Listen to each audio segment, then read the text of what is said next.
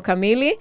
Yes, kipindi ni Mambo Leo na sasa tugeukie katika kile kipengele cha takwimu za wiki pamoja na ripoti ya uhamisho ili tuweze kulikamilisha hili lisaa la kwanza la kipindi hiki cha Mambo Leo.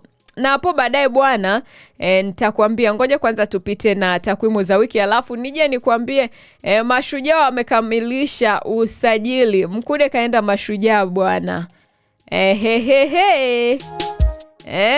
Mambo ni kwa ushahidi. Tuangalie sasa katika takwimu za wiki za usajili. Na picha kubwa katika wiki hii hapa kwa Tanzania. Tanzania inaendelea kuongeza kasi ya matumizi, lakini pengo la fedha kati ya Tanzania na Ulaya bado ni kubwa sana. Si unaona, ukiangalia usajili wa Tanzania na Ulaya kule wachezaji wananunuliwa kwa pesa nyingi zaidi kuliko Tanzania, lakini naona na sisi tukipata wachezaji wazuri na wenyewe tunaweza kuwauza kwa pesa nyingi. Kwa hiyo jambo muhimu la kuzingatia ni kwamba nitatofautisha leo, nitajikita zaidi kwenye pesa. Pesa ambazo zimetumika katika usajili. Yes, takwimu za wiki hii. Leo najikita katika fedha. Yes. Gharama zilizoripotiwa za usajili. Na ni namba. Hizi si namba ambazo zinamaanisha kitu kimoja, lakini kwamba ni namba tu, lakini kuna vitu vingi ambavyo vinakuwa vinahitajika katika usajili. Kwa Tanzania likija swala la fedha katika usajili kwa msimu huu wa dirisha la mwaka 2026-2027, klabu ya Yanga ndio headline kubwa, ndio title kubwa, ndio klabu kubwa ambayo inazungumziwa zaidi. Yanga imetenga takriban shilingi bilioni 15 kwa ajili ya usajili wa wachezaji kwa msimu wa mwaka 2026-2027. Ni sehemu ya bajeti kubwa ya klabu ya takriban shilingi bilioni 36 kwa msimu mzima. Watu wanawekeza. Watu wanawekeza jamani. Cha kuvutia zaidi ni kwamba kwenye bajeti hiyo Yanga imepanga kwamba hapa ndipo patamu. Yanga imepanga kwamba tunazungumzia huu msimu 2026-2027. Yanga imepanga kwamba bilioni 13.2 ni mishahara ya wachezaji na staff. Fungu hilo limetengwa kwa ajili ya mishahara. Kwa hiyo wachezaji wa Yanga bwana hawana wasiwasi na wale staff wao, wafanyakazi wa hiyo klabu. Fungu tayari limetengwa bilioni 13.2. Kwa hiyo swala la pesa hapo hakuna mashaka kwenye mishahara. Tukigeukia katika usajili, usajili bilioni 8.7 ni pesa ambayo Yanga wametenga kwa ajili ya usajili au registration na transfers. Lakini hapa ikumbukwe kwamba pia kuna wachezaji ambao wanatoka Young Africans wanauzwa kwenye klabu nyingine. Kwa hiyo ile faida inayopatikana kule pia kuna namna inakuja kufiksi huku. Na shilingi bilioni 5.7 ni gharama zinazohusiana na mechi.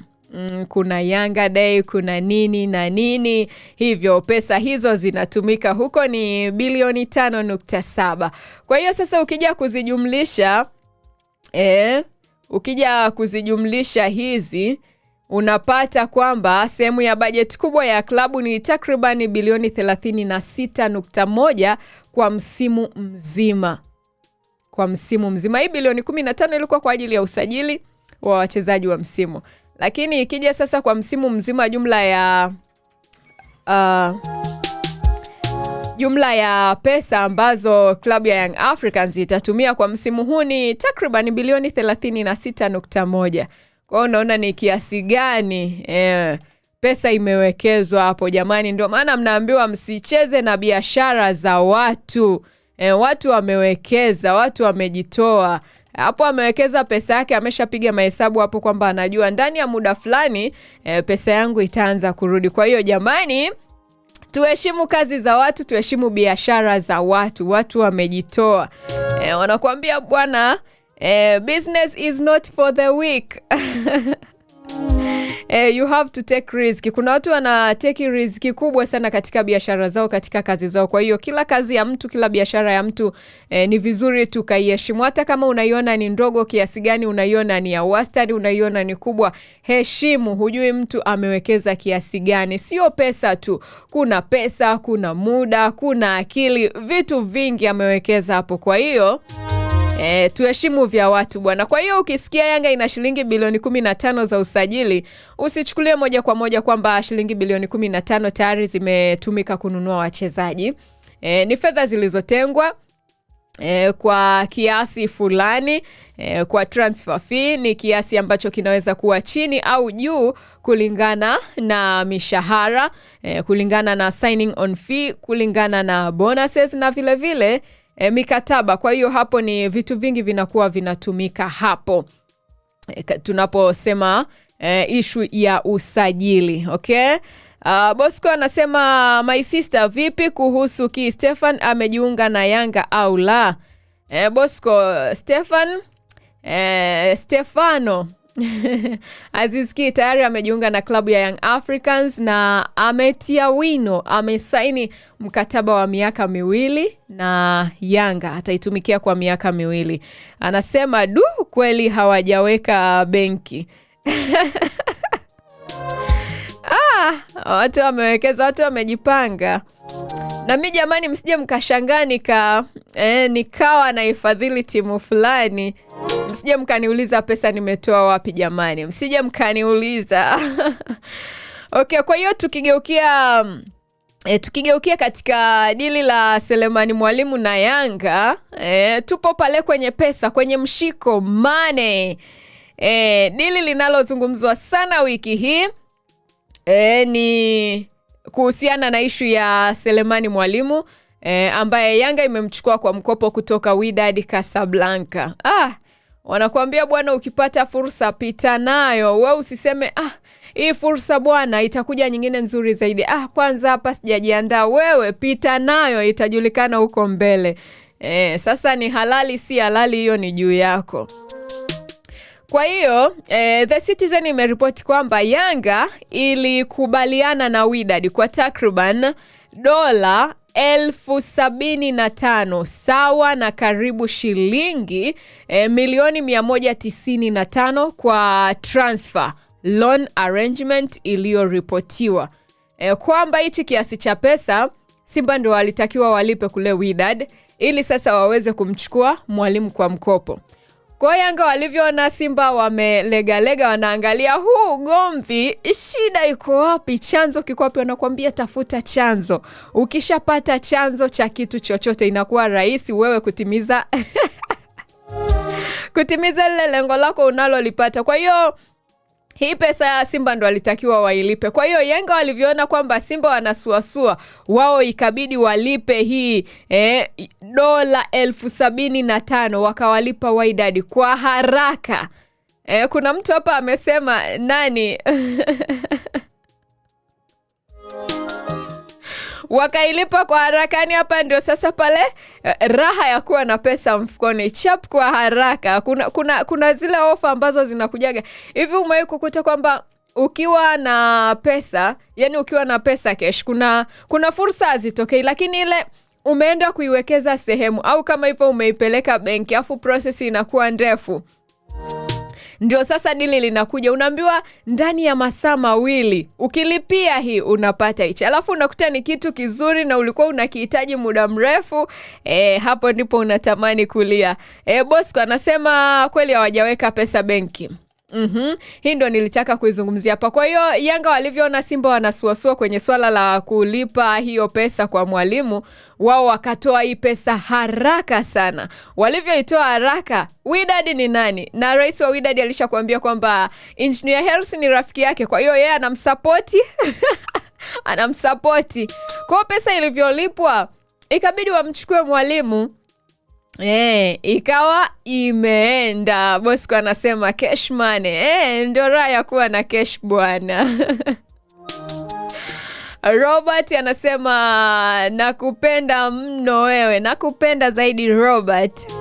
nakupenda zaidi. Kwa hiyo hapa ndipo tunapoona tofauti kati ya Tanzania na Ulaya. Dili moja kubwa Tanzania linaweza kuwa mamia ya mamilioni ya shilingi, wakati Ulaya dili kubwa linaweza kuwa makumi au mamia ya mabilioni ya shilingi. Lakini sio mbaya kwa sababu hata ukiangalia thamani ya pesa ni tofauti. Kwa hiyo kila mbuzi ala urefu wa kamba yake. Kwa hiyo we kama kamba yako ni fupi, kula urefu wa kamba yako. Ukilazimisha kula mbali zaidi, ndivyo unavyozidi kujiumiza, mwisho wa siku utajinyonga mwenyewe. Lakini kama kamba yako ni ndefu, we zunguka tu, kula mpaka pale kamba yako inapofikia. Okay, Mibulo anasema mashabiki wa Simba pole, kazi. Okay, sawa, asante Oscar kwa ujumbe wako. Tukigeukia sasa, tukiangalia klabu ya Simba katika mambo ya pesa, cash money, pesa ziko benki. Sakata la mwalimu bwana, katika habari zote ambazo nimezisoma, hasa huko kwenye magazeti, kuna headline moja ilinivutia, inasema kwamba pesa ziko benki za mpeperusha Selemani Mwalimu. Kwa tukigeukia katika klabu ya Simba nayo imekuwa active sana sokoni.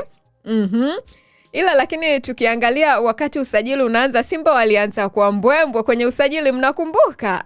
Walianza kwa mbwembwe mpaka mashabiki wa Yanga wakaanza kuwa na pressure. Jamani, Salome mtuambie bwana huko tetesi zinasemaje? Kwani sisi dirisha ile hatusajili? Wanakuambia kuwahi sio kufika. Unaweza ukawahi na usifike kwa wakati. Mwenzako akachelewa na akafika kwa wakati. Unaweza ukawahi njiani ukakutana na vikwazo vingi. Umewahi, let's say mnaenda kazini eneo moja, sehemu moja. Okay, wewe umewahi kutoka, umefika, umekutana na foleni au barabara uliopita ukakuta kuna ajali imetokea, mambo yakawa mengi. Au umekutana na mtu mnafahamiana, ukampa lifti, katika kumshusha na kwambia nisogeze pale, mguu unaniuma. Alafu huyu mwingine akachelewa, yani akaenda direct moja kwa moja, hajakutana na kikwazo chochote. Kwa hiyo unaona, kwa sababu Salome nilimwacha, mimi nimewahi lazima nifike kabla yake. Alafu unafika unakuta Salome kashafika muda mrefu, kashapumua na kupumua. Yani hivyo. Kwa hiyo kuwahi, wanasema kutangulia sio kufika. Simba nayo imekuwa active sana sokoni, lakini takwimu za total spending si wazi kwa kiwango sawa na bajeti ya Yanga. Kwenye pesa kwa Simba, kwa klabu ya Simba, kwenye swala la pesa hawajaweka, hilo swala halijawekwa wazi sana kama Yanga walivyoweka wazi. Wao wameamua kuweka mambo undercover. Nyasana anasema mpira wa Mwalimu ndio umeenda kuisha. Tunzeni hii kodi, hili Mwalimu ndio amweke benchi. Shalulile hili ni muongo. Okay, Bosco anasema vipi kuhusu Okelo, ameondoka au bado yupo? Pesa iliyotolewa ni ndefu. Ngoja kwanza nimalize hapa alafu nitaingia hiyo issue ya Okelo. Mwanzoni unajua walitoa zile dola 700,000 nadhani, kama sijakosea. Yanga wakarefuse, wakasema no. Farabat wakasema pesa kitu gani? Si tunajua huyu akija bwana hata tuzalishia zaidi ya hiyo. Kwa wameongeza pesa ndefu zaidi, billions of money. Okay, kwa hiyo kwa mfano taarifa za usajili kwa klabu ya Simba za Wilson Nangu zimeonyesha thamani mbalimbali zimeripotiwa, lakini si kila namba inayosambaa mtandaoni inakuwa imethibitishwa rasmi na klabu. Nyingine tu watu wanakuwa wanafanya makadirio. Kwa hiyo Transfer Market kwa sasa inaonyesha Simba ikiwa na market value na arrivals karibu karibu euro milioni 1.90. Lakini market value si sawa na fedha ambazo Simba imelipa. Ngoja kwanza tuangalie hii pesa. Hii pesa ni sawa na pesa ngapi ya kitanzania kwanza? Simba hawajataka kuweka mambo yao bwana, pesa zao hadharani. Mnataka mkawateke bwana. Mnataka mkawaibie. Wao wanakuambia pesa ziko benki. Pesa ziko benki, kwa hiyo hawataki kuweka mambo ya numbers hadharani. Okay, kwa hiyo tukiangalia kwa Simba, pesa ambazo wametumia katika usajili, tukijikita hapo tu kwenye usajili, ni kwamba wametumia euro milioni 1.90 ambazo kwa pesa za kitanzania ni sawa na bilioni 5.89. Bilioni 5.89 ni fedha ambazo Simba imetumia kwenye usajili kwa msimu huu hapa. Japo hawajaweka pesa nzima, yani hawajaweka bajeti nzima pamoja na mishahara na nini kama Yanga, lakini ndio hivyo. Kwa hiyo pointi muhimu ni kwamba hiyo ni gharama kubwa ambayo Simba wameitumia katika usajili. Bilioni 9. Yanga wenyewe kwenye usajili wametumia bilioni 15. Ni around hapo. Kwa hiyo inaweza ikawa zaidi au ikawa pungufu kulingana na mambo yanavyoendelea katika klabu. Kwa hiyo tukigeukia pale barani Ulaya katika takwimu za wiki, hapo ndipo pesa zimewekwa bwana. Premier League ndio inayoongoza kwa matumizi makubwa. Takwimu za Transfer Market zinaonyesha klabu ya Premier League zimefanya takriban euro bilioni 2.45 katika transfer expenditure msimu huu hadi sasa. Na kwa upande mwingine, ripoti za sasa zinaonyesha matumizi ya Premier League yamevuka rekodi za awali kwa kiasi kikubwa. ESPN inaripoti kwamba matumizi yamefika karibu euro bilioni 3 katika dirisha hili la usajili. Yes, kwa hiyo mambo ndio hivyo bwana. Takwimu za mwisho wiki hizi zinaonyesha Chelsea ikiwa imetumia zaidi ya euro milioni 400 kwenye usajili wa majira haya. Hiyo ni zaidi ya shilingi trilioni 1 kwa makadirio ya kubadilisha euro kwenda shilingi ya kitanzania. Na hiyo inaonyesha kwamba Yanga, yani tukiangalia kwa Tanzania, klabu ambayo imetumia pesa nyingi katika usajili tunaona ni klabu ya Young Africans ambayo imetumia bilioni 15. Alafu tukienda pale Ulaya, Chelsea wenyewe wamespendi trilioni 1. Kwa hiyo kwa maneno mengine, Chelsea inaweza kutumia fedha za usajili zinazozidi kama mara 60 hivi ya bajeti ya iliyotengwa na Yanga ya usajili. Mambo ndio hivyo bwana. Hatulingani kabisa.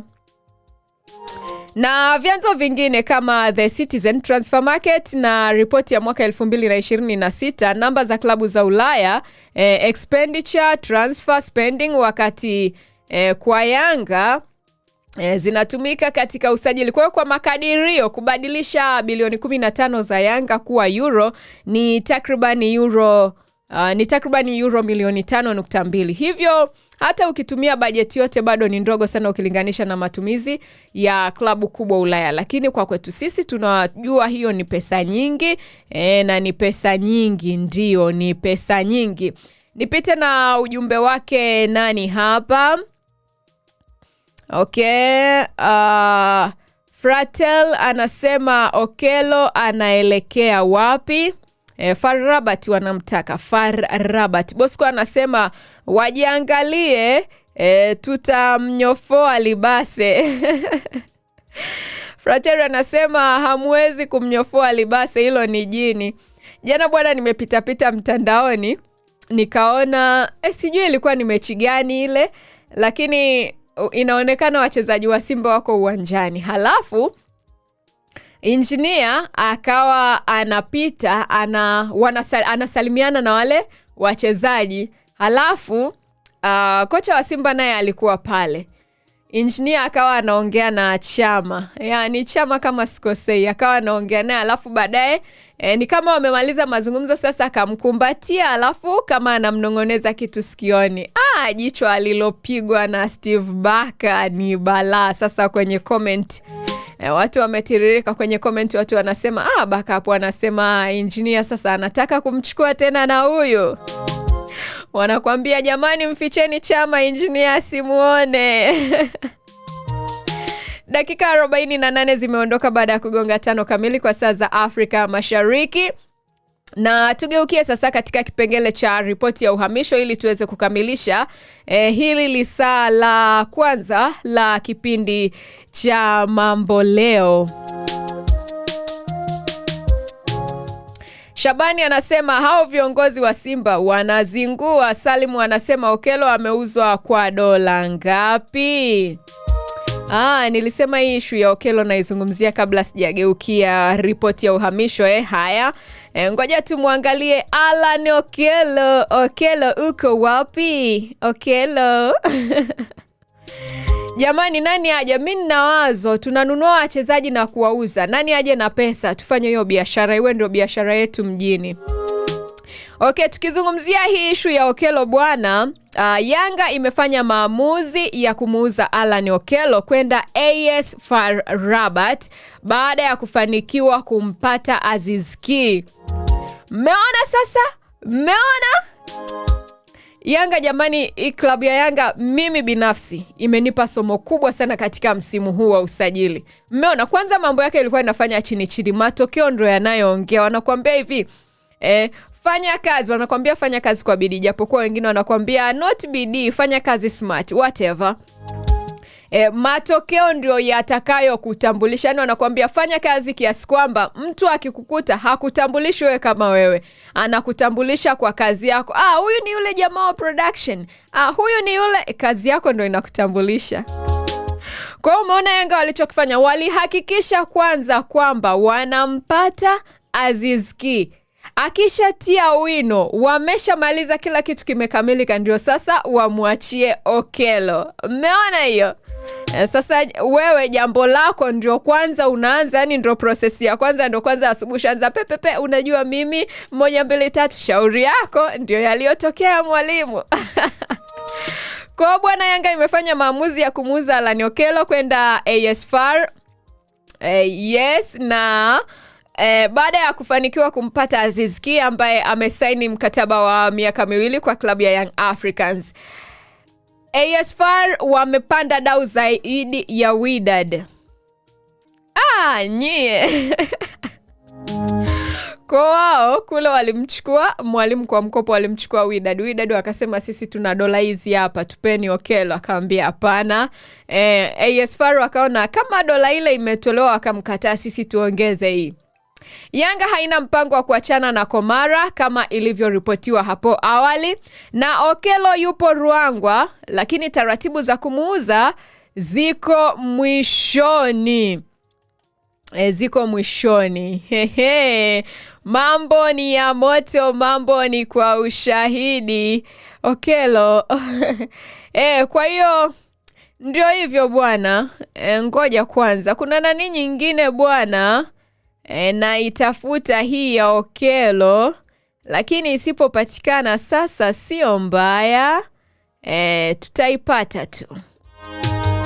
Taipata. Kuna mtu ameuliza hapo Okello ameuzwa, amenunuliwa kwa pesa ngapi? Subiri nitakutafutia, takupa majibu. Okay, Salimu anasema Okello ameuzwa kwa dola ngapi? Nitakujibu. Okello ameshaondoka, Imani anauliza. Naomba nimalizie ripoti ya uhamisho alafu niwape majibu ya maswali yenu. Tukimbizane na muda. Tugeukie sasa katika ripoti ya uhamisho. Hii ripoti ya uhamisho na tetesi.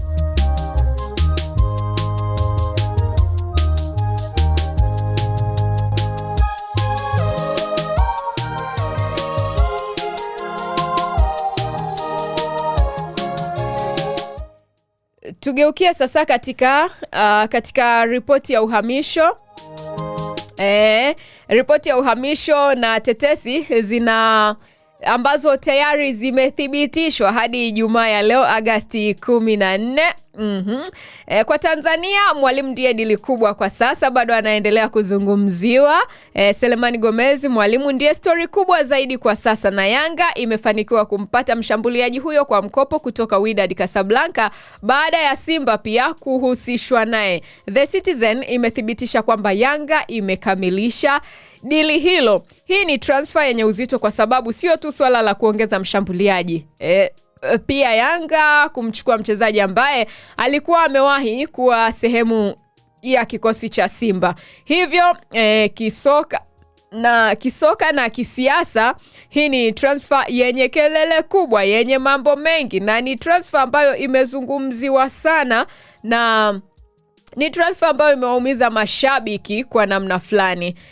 Feitoto naye ni mchezaji ambaye anahusishwa na klabu ya Yanga pamoja na Simba, bado anaendelea kumtaja, na Feitoto linaendelea kuwa jina linalozungumzwa kwenye soka la Tanzania. Yanga na Simba zimeripotiwa kuwa na interest, lakini Azam FC imeweka wazi kwamba haitaki kumuuza kwa sasa, bado ni mchezaji wao na bado ana mkataba halali. Kwa hiyo hii ya Faisal tuiweke katika kundi la tetesi ambazo bado deal halijakamilika. Yes. Na Simba, tukigeukia katika klabu ya Simba, mchezaji ambaye anazungumziwa sana kwenye klabu hiyo ni Kaleso Makgalwa. Ilikuwa ni vita ya soko vile vile, ambapo Simba ilifanikiwa kumnasa Kaleso Makgalwa, winga wa Afrika Kusini, baada ya Yanga pia kuripotiwa kuwa ilikuwa mbele katika mbio za kumtaka, na Simba ikaingia na kugeuza mwelekeo wa dili. Kwa hiyo kwenye soko la Tanzania kuna trendi moja kubwa ambayo Simba na Yanga hazipigani tu kwa ubingwa uwanjani, sasa zinapigana pia kwenye soko la usajili, na hii imethibitika katika dirisha hili la usajili. Simba pia imekuwa ikiongeza wachezaji kadhaa kwenye dirisha hili, na rekodi za uhamisho zikionyesha Makgalwa, Ibrahim Jabbar, Serge Bajo na Kelvin Nation ni miongoni mwa additions kwa mwaka 2026.